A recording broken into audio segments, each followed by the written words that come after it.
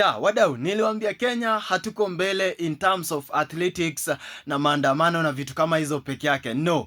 So kuna hii game ambayo inaitwa rollball. At the previous World Cup ambayo ilifanyika India, team Kenya tuliweza kuibuka washindi. Both teams ya men and women. Na so this time round, a seventh World Cup inafanyika pale Dubai, na tangu jana timu zetu wamekuwa wakicheza vizuri. The first match ilikuwa Kenya versus Poland, na tuliweza kuibuka washindi, kushinda kwa mabao 18-0. Upande wa ladies pia nao hawakuacha nyuma, waliweza kumpiga mwana Argentina mabao 16-0 vile vile.